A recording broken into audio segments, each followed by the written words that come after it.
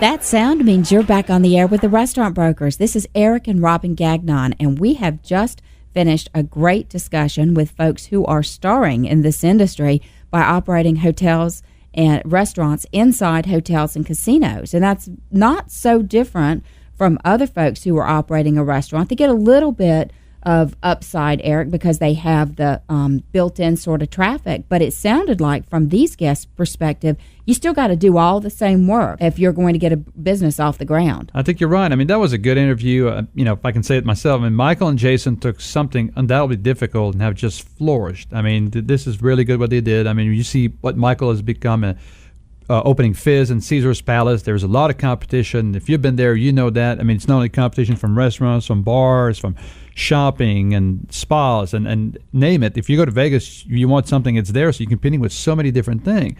But, FIZZ did not get lost in there. They have their way, and take away from that should be, what do we think, Robin? Well, here's one thing that stood out for me from everybody, and I think this is absolutely the reality of the business. When you operate a restaurant inside a hotel and casino, you definitely have a lot of different masters that you're serving. So you may have a management group, and that management group has control over the brand, say, for example, Intercontinental. Then you're going to have somebody who owns the actual property. So that guy's paying the mortgage, and he wants to tell you what to do. The same time Intercontinental wants to tell you what to do.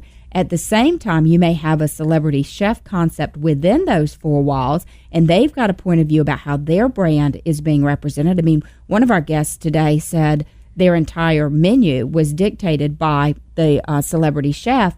And then lastly, and it can't be lastly, it has to be as important as you have that guest experience. So the reality is you're serving so many people. The takeaway from me from today's show is, this isn't something for the faint of heart. This isn't something for the newbie. You're wearing a lot of hats going in because it's also multiple types of service, right?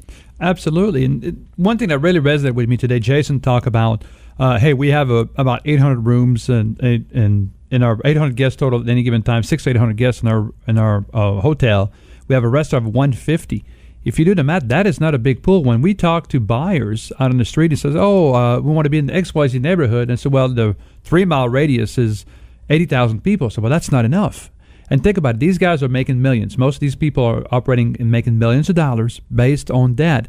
There's a convenience factor, but you're not living off a lot of people. So you got to do an excellent job to get them in your place, because if somebody stays 3 days at your hotel, I mean, how many times, Robin, do you think these people go eat there? That's true. So you have to make each dining experience unique and special, and you have to make the entire hospitality atmosphere. And you're literally almost making 3 separate menus, because you've got that menu that you're putting forward for banquets. So you may be doing all the food in a banquet hall for a convention or for a wedding celebration or for whatever type of event. And that's one style of cooking and one temperature of food that has to be maintained, and one totally separate approach to then those items that are served just direct off the menu inside the restaurant itself, which is more appropriate and similar to a traditional restaurant. And then you've got room service. So you have a different, more pared down, limited menu so that you can have less experienced people be available to serve that.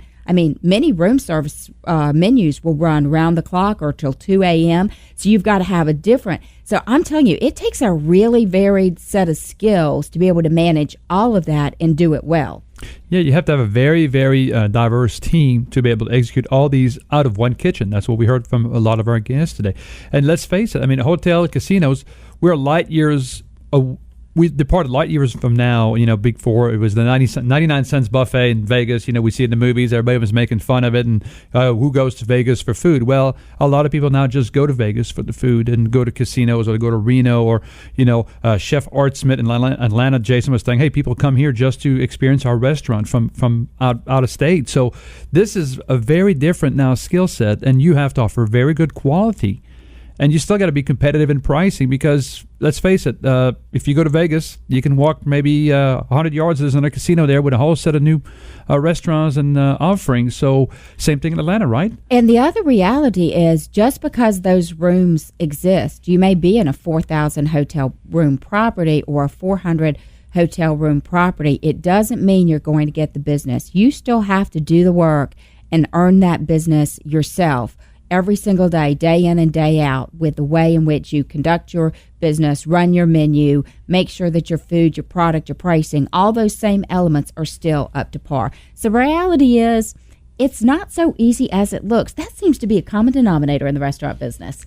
It sure is. It sure is, Robin. I mean, another common denominator that a lot of our guests talked about is go and learn before you jump with both feet in. Go work. Jim said today about, hey, go behind the stove in the kitchen, go operate, go and work into some of these environments to learn the do's and don'ts before you jump right in. It's not as easy as it looks. What are some of the advice that some of our guests gave today, Robin? I think that was spot on advice. And I'll tell you though, if you've already done that piece and you're listening because you are one of the Restaurant Brokers listeners who says every single week there's going to be an opportunity for me, and you think, you know what, I've got all the skills and I'm ready to go into a hotel, guess what we have on the marketplace, Eric? Well, we have a restaurant, I believe, in a hotel space, Robin. Absolutely. We have a restaurant space that's for lease in a new hotel, a hotel that's under new management. It's got about 65% occupancy. It's a big restaurant space. It's about 6,500, but a full bar, kitchen, everything. And it is ready to go right into great, sweet deal for an operator, because here's the other piece, and we didn't touch on rents.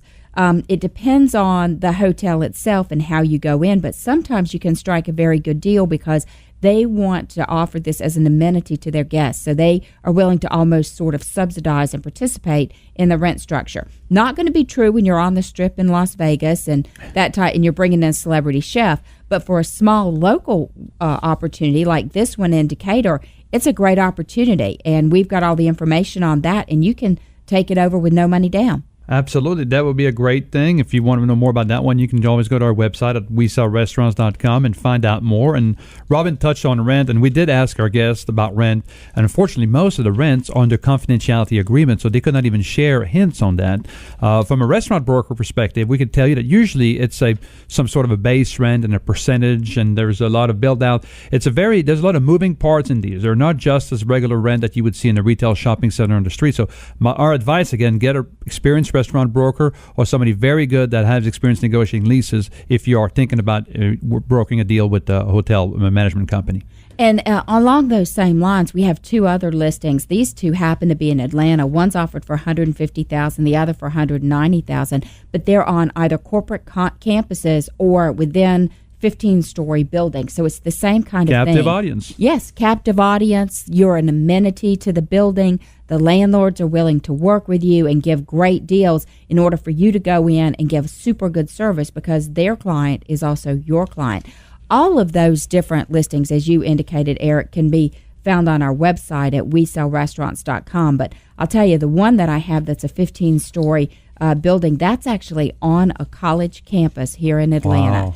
And it is a phenomenal opportunity. You know, these listings, so many of our listings, because people ask us that, how do I learn more? You can go straight to our website, which is WeSellRestaurants.com. Register as a buyer electronically and acknowledge the confidentiality agreement, whether it's 2 o'clock in the morning, 3 o'clock in the morning. You don't need us, the restaurant brokers, holding your hands. You can actually see the name, the address, get the photographs, equipment list. Go and visit online yourself. So join us online at WeSellRestaurants.com, and each week on this show, as we satisfy your appetite for acquisition, feed the need for restaurant reality, and serve up a recipe for business success. This is Eric and Robin Gagnon, and we are the Restaurant Brokers.